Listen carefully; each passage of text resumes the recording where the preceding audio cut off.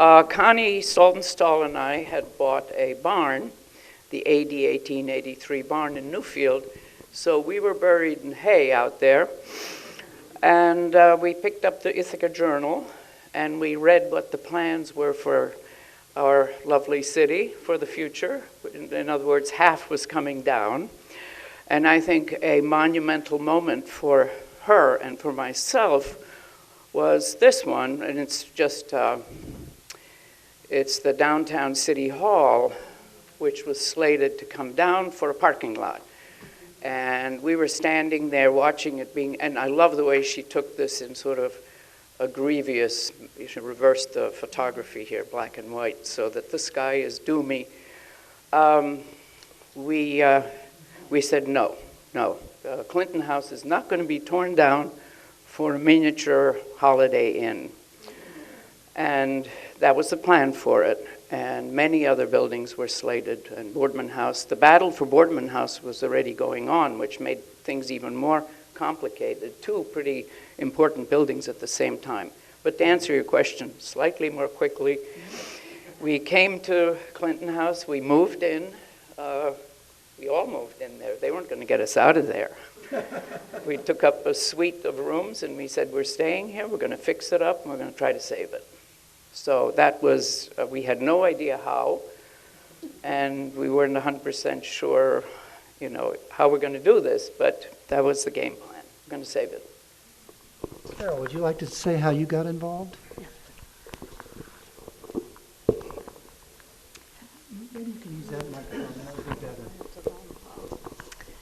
Well, I was hired as the first director, or even secretary, if you want to call it, of Historic Ithaca in the fall of 1972. And at that time, we were working to, the organization was working to save the Boardman House. Many of you remember that the whole back end of the Boardman House had been torn off. It was owned by the county. And so many people wonder, why are there the two organizations, the Historical Society and Historic Ithaca? The reason is the county was supporting the Historical Society, so they couldn't get into it. But a separate organization could use its efforts, to tackle this problem and to try to deal with the county to save the Boardman House. So when we heard that Saperstone wanted to sell the Clinton House, I think it was me, I don't know, but I said, we have to buy it. The only way for me to handle, to preserve an old building is to own it. So we, I was thinking about it this morning. We went to Ray Van Hout. He was the president of the trust company, and he was very, very supportive of our efforts. So we talked with him, and he talked with the other bankers in town, and they each took a quarter of the mortgage, which was $85,000.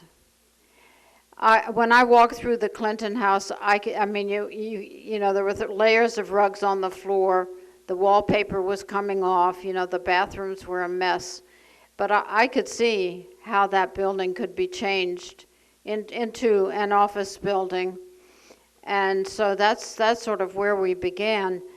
I was responsible for I took on the responsibility of the fundraising.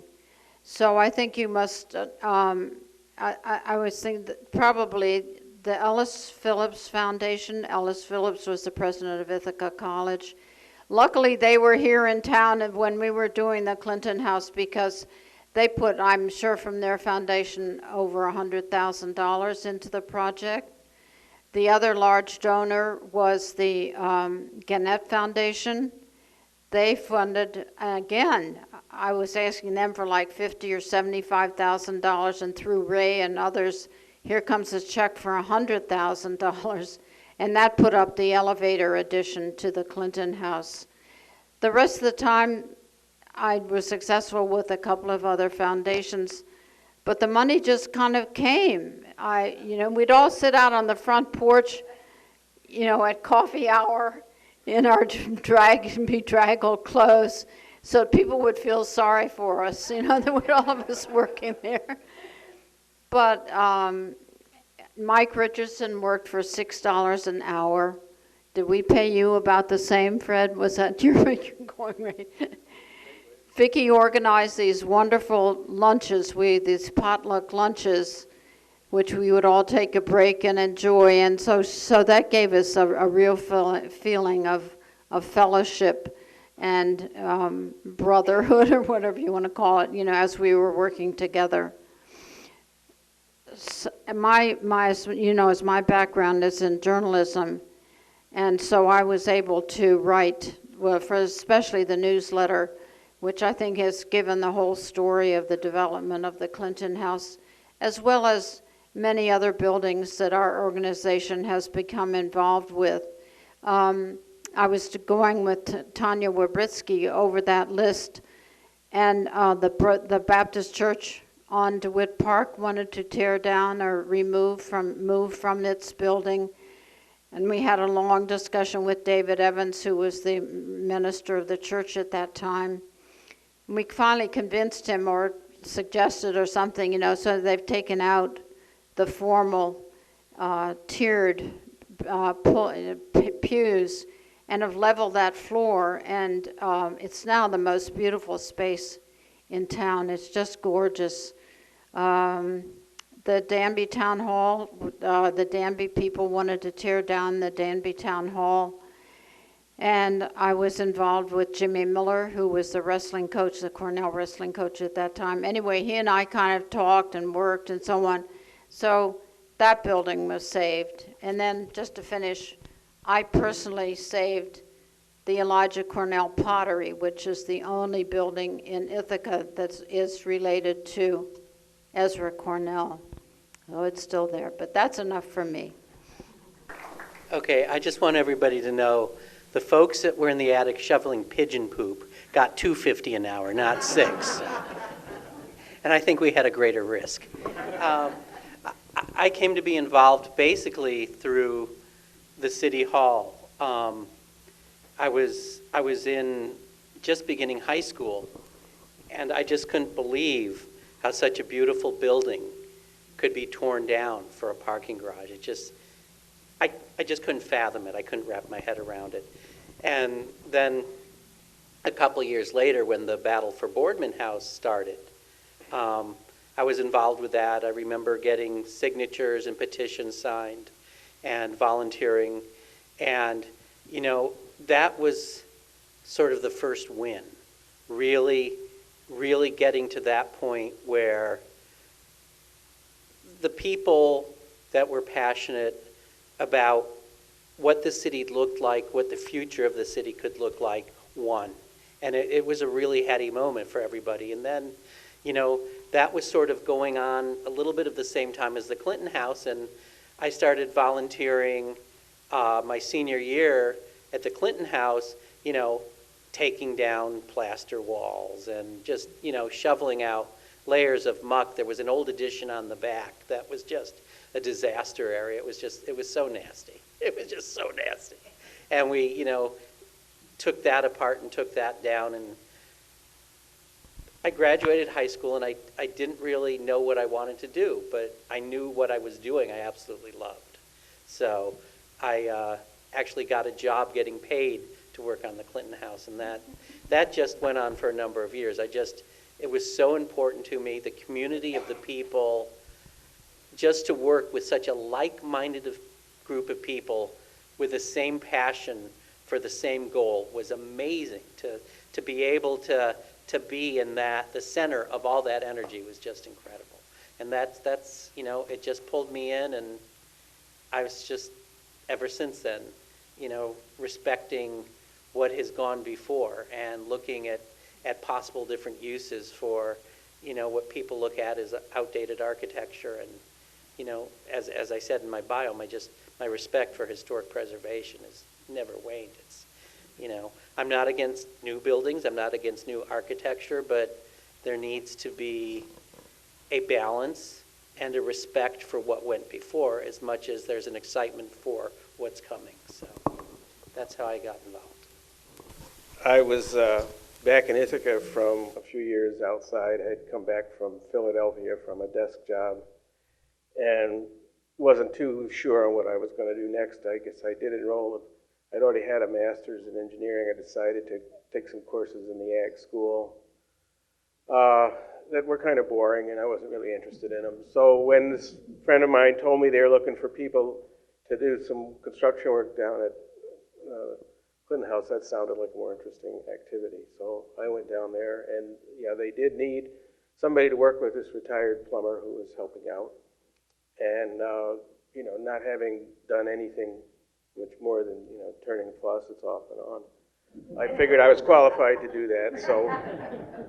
So we worked for a while, and he showed me some basic techniques and, you know, how to use wrenches and tools and torches and so on.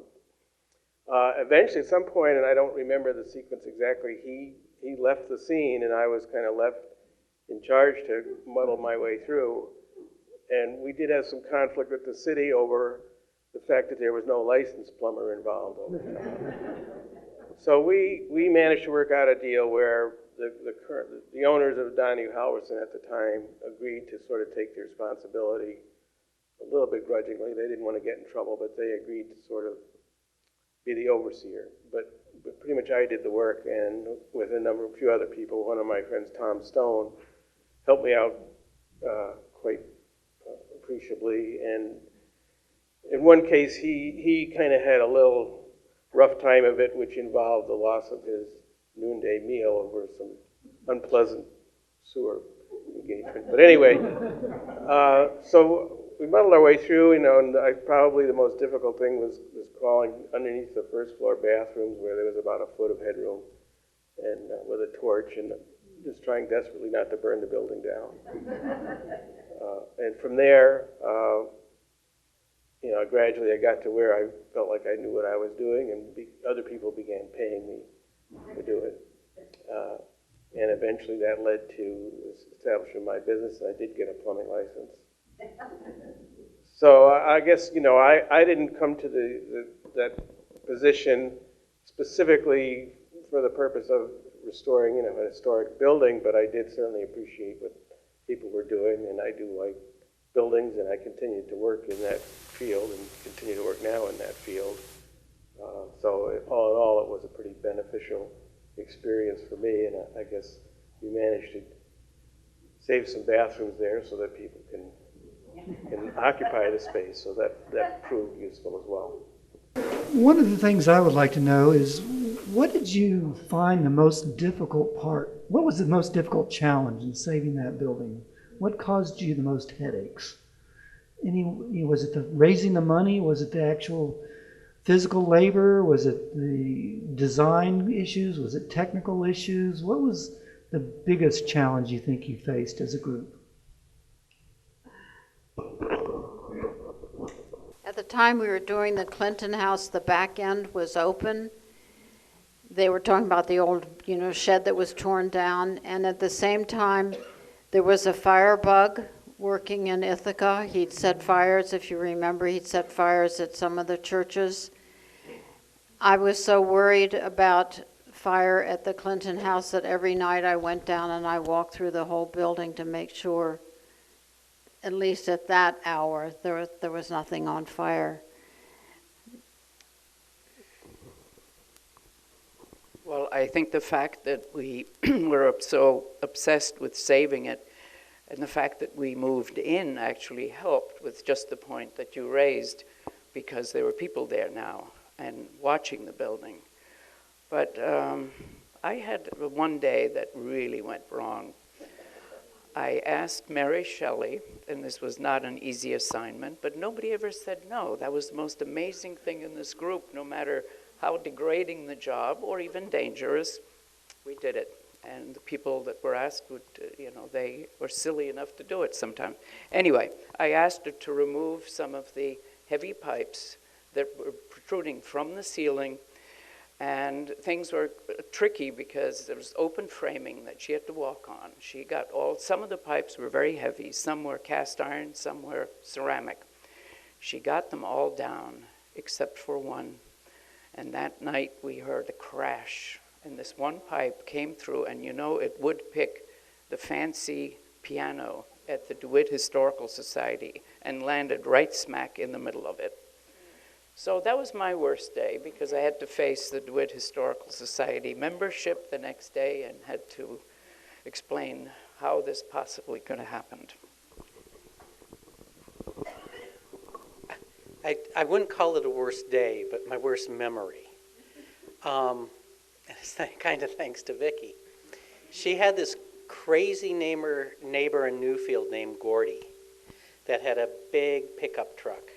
And we would load it and take it to the dump in West Danby when we were clearing out the stuff. And he didn't always look at the road while he drove. He tend to talk to who was ever sitting next to him or turning around to make sure the load was still on this truck. And I just remember, I've never been so happy to get to a dump in my life. It was a little spooky, but you remember Gordy? Yeah. Gordy was my neighbor at the barn. They lived in a small shack next to us, our neighbors. And Gordy was in World War II peeling potatoes. And when they told him the war was over, he came up with he had this sort of little navy cap on, which he cut peaks in top of. He wore that his entire life, probably while he was driving to the dump. And he asked them which ocean he was on. That was Gord. So, Mike, you want to add a few words? I'm going to get off of the best and worst day stuff.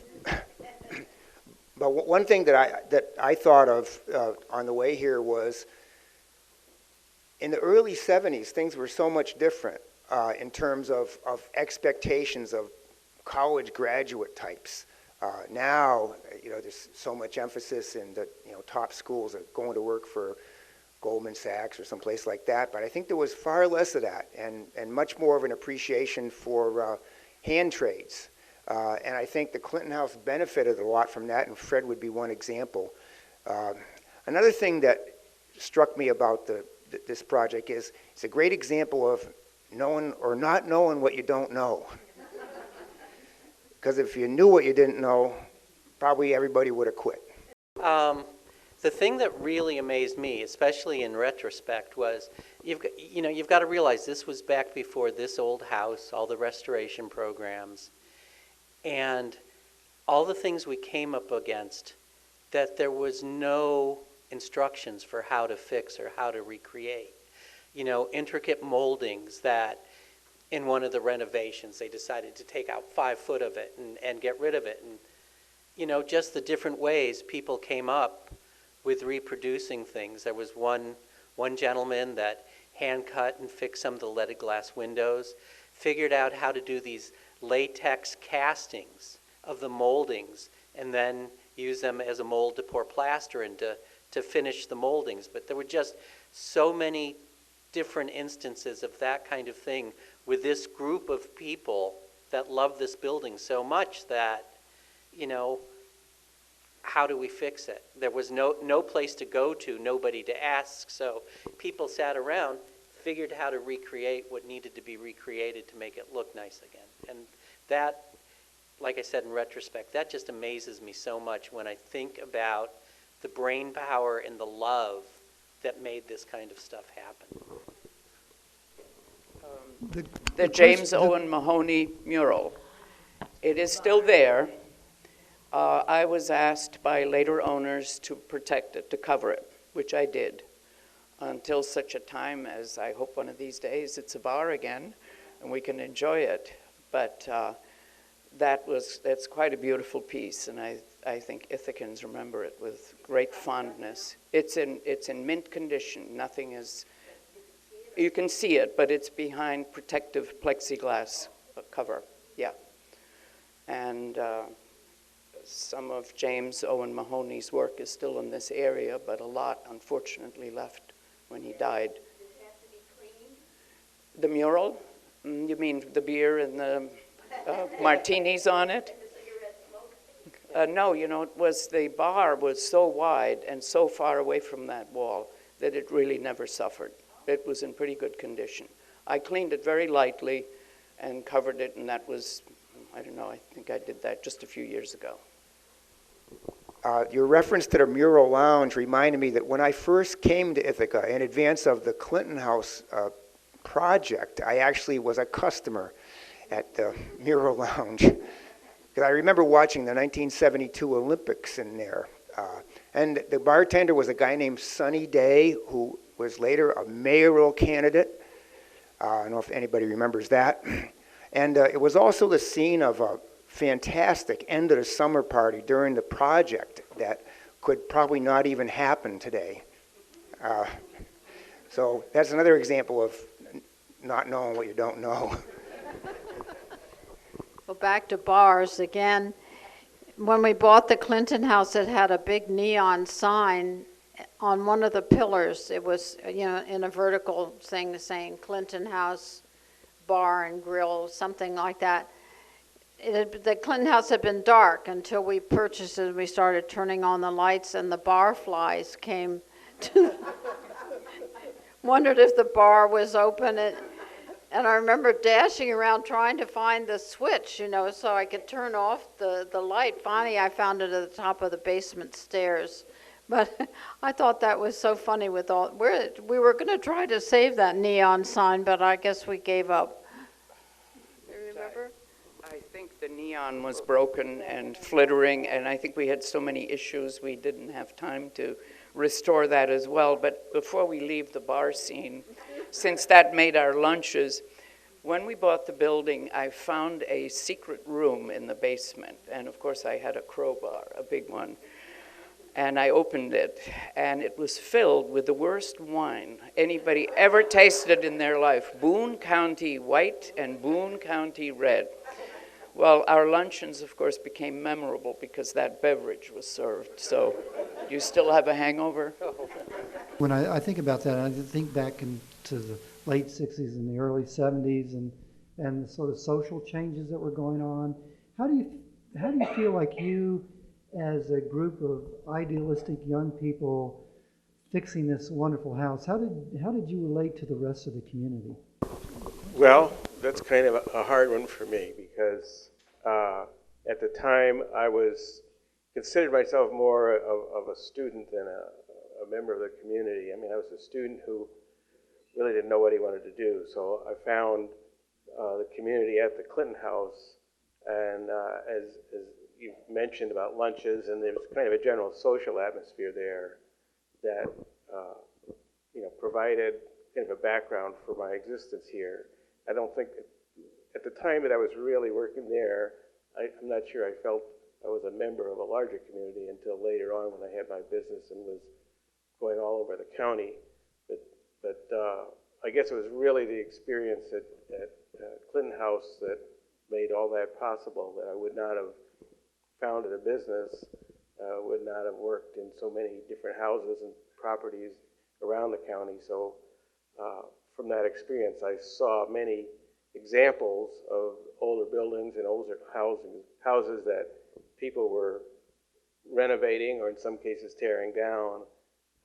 So that kind of gave me a little bit more of an appreciation of what was going on after my work at the Clinton House, more so than while I was working at the Clinton House. Well, we had these couple of sales at the Clinton House, and prior to the sales, a number of fairly prominent women in town came down and helped us clean the kitchen, which was inches deep in grease.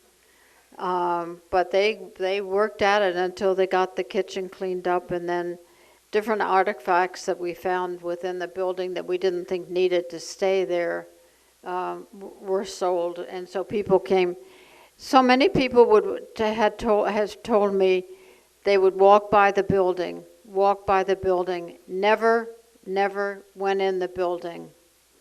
So I thought, well, at least that's what one of the things we wanted to do was open up the building so everybody could come in and see what a stunning building it is. But in the social Ithaca scene, I certainly made more enemies than friends at the time. I certainly had my friends at Clinton House, but oh boy, Harry Kerr did not love me in the village of Newfield. I wrote a really long, nasty piece. This was a piece to save Boardman House. and it has 10 major points. And I took it to Armin Adams, who was a lawyer who was in the building, and he read them, and he said, everything you stated here is correct, but please don't go to the media with this. And because, and Jane Marcham, who's here, said to me sort of off the cuff, you know, Vicki, so many letters are coming in for Boardman House, I just can't believe it. It's a blizzard of letters. Well, what maybe you were not aware of is most of them were composed in the basement of the Clinton House. So looking back at this, saving this fine building, and then thinking of the camaraderie that you developed on your work with that, can you reflect back on what it means to you today when you look at that building? What do you think it means to the community? What do you think it means to you as an individual? As I look back, I keep thinking of all the things that we do today. We recycle, you know, which we didn't do. We try to find reuse for so many items now. I think the list goes down and down of what I want to say was our example, and it was certainly Vicki, again, you kept saying, well, look, you know, you can reuse this and do it this way, and you can reuse that lumber, and we can reuse this. So whereas we're a throwaway society in the 70s, I think that's all changed now. We have we're trying to save energy. So I think I'd like to think all of that is an outgrowth of what we did with the Clinton House. I also wanted to say that since the Clinton House, only Roberts Hall on the Cornell campus has been destroyed. All of the other state buildings on the Cornell campus have been rehabbed. Like, for instance, my husband's former office, Warren Hall, $45 million in that building, but it's completely now air conditioned. It's designed to be the teaching a classroom building for the Ag Quad. But I think all of this has happened since we did the Clinton House, and I'm really delighted that that's the case. Yeah. Yeah, just kind of building on what Carol said. People saw it could be done. You know, for so long, it was thought the easiest way to do something was to knock it down and start over. And there was actually a group of people that showed something could be rehabbed, repurposed, reused successfully.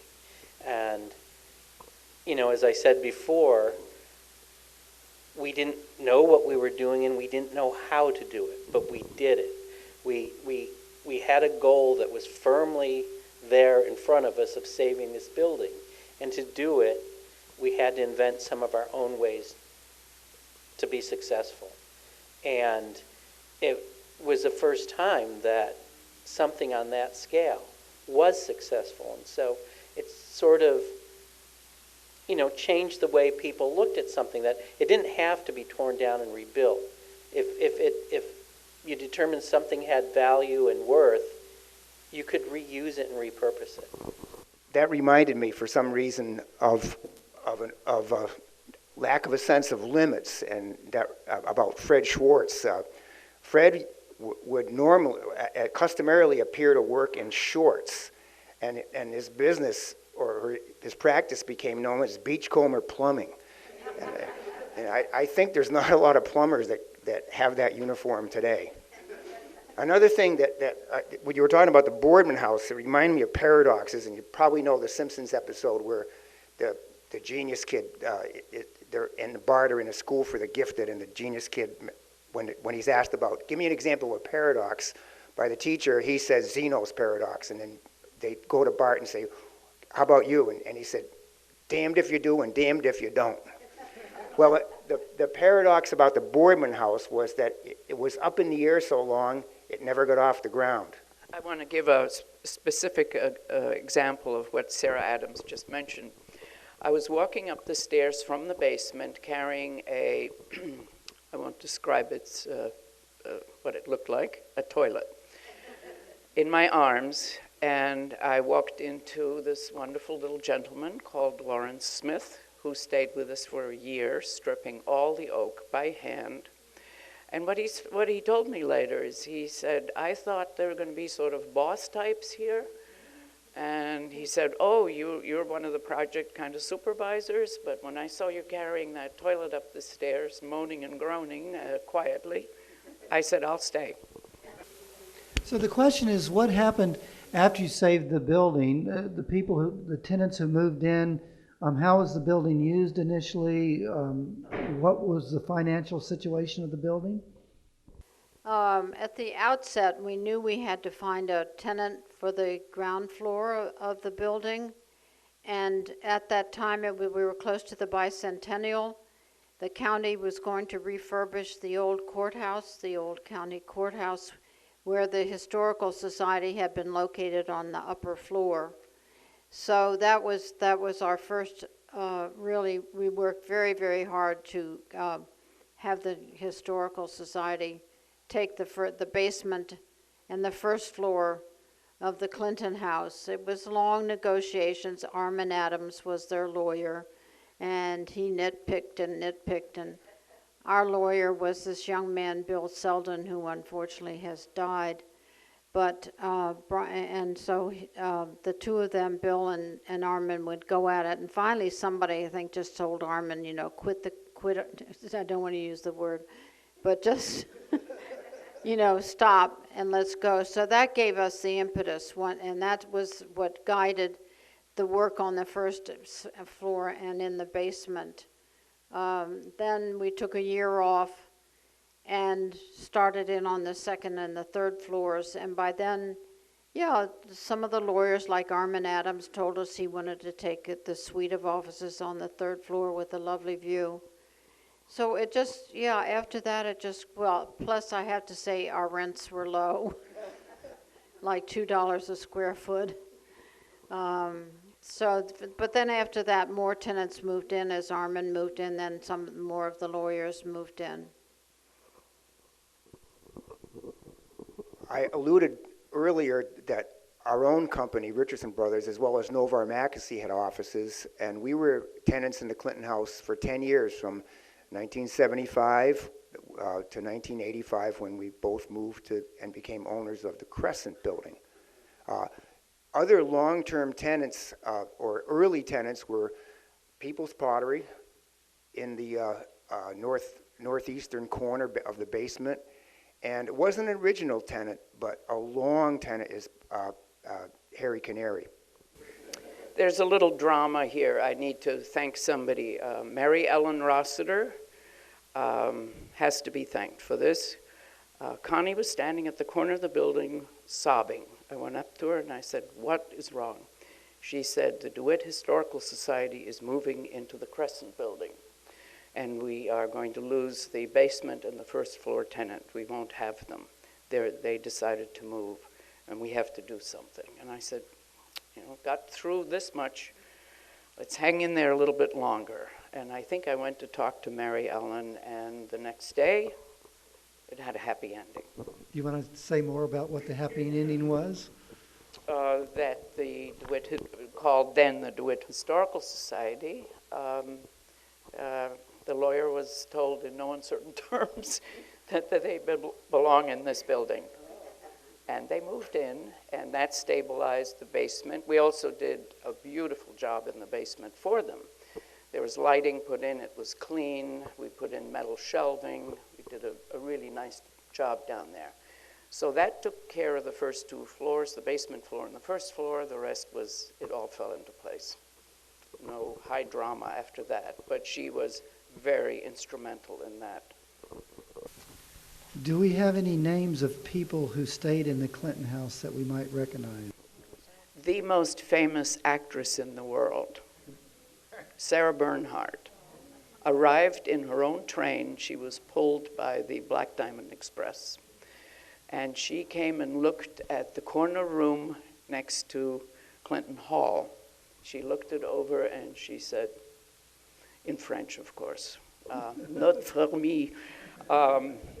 And so she almost stayed there. She was appearing at the theater diagonally across the street with the Lyceum. She was performing in a play written by her son. And it was, a tragedy. And what else would Sarah do? But there were famous people staying there. I think you know more about them than I do. The secretary, first woman appointment by Roosevelt. Yes, and who else? There's this sort of parallels Sarah Bernhardt. I think Ruloff was locked up in the basement for 2 days, but I might be drifting a little now. The murderer who was shot after he left a footprint that showed his damaged leg in the snow when he left a pub in Binghamton. For those of you who might not know Ruloff, he was supposedly killed his wife and his child and threw them in the lake or something. Yeah, I believe the Ruloff incident was one of the first times ever that a person was convicted without the body. So, and then wasn't his brain was at Cornell? It was in the study of the abnormal brains. One very good detail. There's a Stimson Hall at Cornell, and for years it collected brains in alcohol. And the professor that ran that department always talked about the size of the brain. His brain is there, and it's a tiny piece of cauliflower. And Ruloff's brain is there, and it is voluptuous and huge. Can someone speak about the restoration of the columns? If you don't mind me back again for a sec here. A plasterer in Syracuse was hired to do that. He left the ingredients dry, mixed for a year. That would have been lime, mortar, sand, and other components which were secret. He did some of the finest exterior plaster work in the world, in this area. And they have held up phenomenally well. I have never seen such good work either. I mean, really, but it was in this dry mixing process that made it so strong. What we do is rush it today and put the water in and hope for the best, but that's not how we work. So there's a question about the elevator, and a member of the audience has said how much she enjoyed the elevator. Does someone want to comment about the elevator? I think, is still in place. All the mechanism, it was a hydraulically operated elevator, and all that mechanism is in the basement, and the bird cage, if you want to call it that, is there. Yeah, so it's all in shape. And I think when we occupied it, the elevator was working, but it wouldn't be approved by the building commissioner for it to continue. How long was the building abandoned and left to decay, or was it never abandoned? It was just... When David Saperstone owned it, he had a series of gentlemen living there of various means and sometimes none. So actually they kind of staggered out one by one, and we kind of moved in. But there wasn't any long period of time. But they were paying, whoever could pay something, sort of minimal amounts. And the heating system was a mess. Some of them had to live in really pretty grim conditions. Just to follow up on that, as I mentioned earlier, the bar was open, the Mural Lounge was open, and I distinctly remember seeing the Olympics there in August of 1972. So the question is, today, driving around the community, is there any building or place that just makes you feel like something needs to be done immediately? Well, in the paper, there's been that article about the hyphenated house where the black fraternity began. So that certainly would be one. I'll have to keep looking. I know in 1984, say, I was looking for houses that needed rehabbing. And it was hard at that time because all of a sudden it got, people caught on. take these old buildings, rehab them, put in good bathrooms and so on, and you can rent them, for a whole lot more money than originally. So I know it was hard at that time to find a real dump to redo. The thing that comes to mind for me is it's more of a generalized. It's just having grown up in this community, then being away, but still visiting. East Hill, some of the most gorgeous old grand dames that have been carved into 15 units, and the paint's peeling off and the trims falling off the building, and that still breaks my heart in this day and age that somebody could just sort of bastardize something so beautiful and not really care about what it looks on the inside. The Ithaca slumlords that are here. I don't live here anymore. You can all get mad at me. I don't care.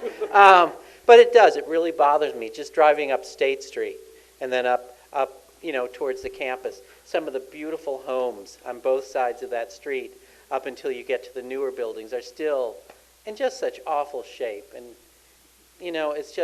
it would really be nice to see some people take some pride in those. I don't think good maintenance is practiced enough in this community. I also feel strongly that some of the new buildings built are not sympathetic to their neighbors. Some of them are very bulky. They practically walk off their sites from the kind of preposterous sizes that they are. And I'm not just saying vertical, horizontal too.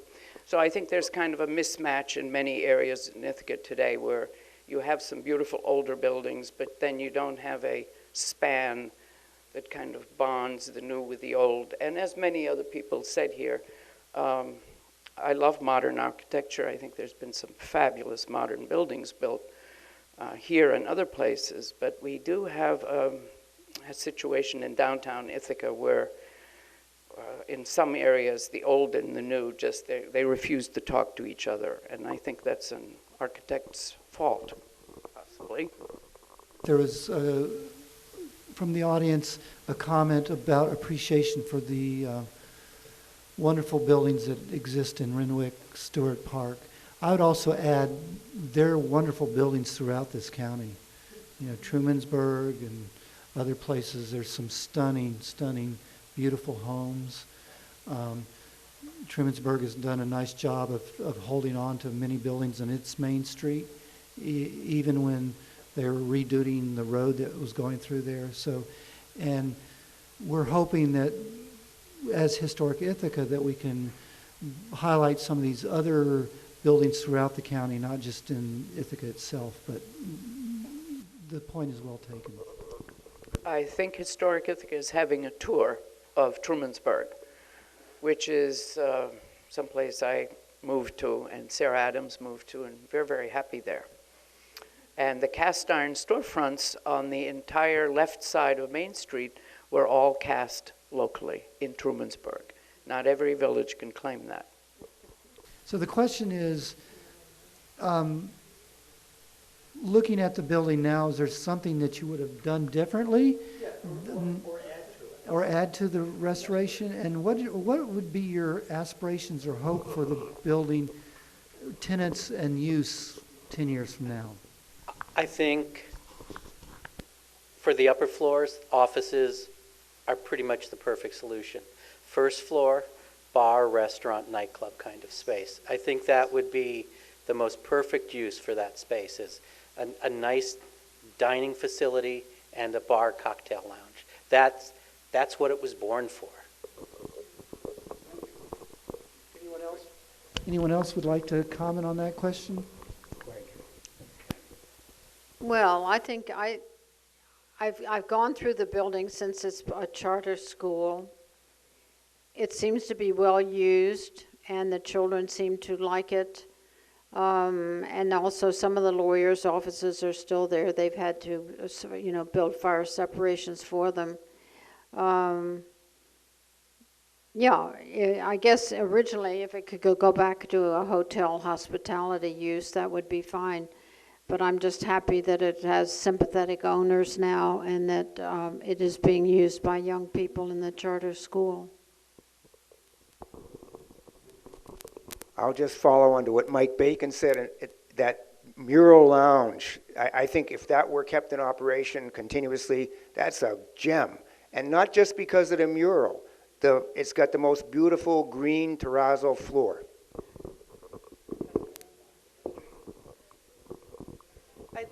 I'd like to just make a general comment. We're talking about, somebody said, what can we do to save the mansion by Oak Hill? And I'm just going to state what I'm seeing when I'm looking this way, and I'm looking to my sides. Look at the age of the people in this room. Somehow, passion and energy for this topic need to be passed down to younger people that have got, the good bones to do this kind of thing again. At our age, yeah, we're better equipped to write a check or help financially than when we were around 40 years ago, but passion for historic renovation and preservation needs to be alive in somebody that's 20 and 25 and 30 years old. And there are some younger people here, but most part, this is a old group of people sitting here. We all are. And, how do we get that to move down to younger folks? Okay, so Michael, we give the Oak Hill Manor to the Utes. Yeah. And we take the bar back for us now that we're drinking age.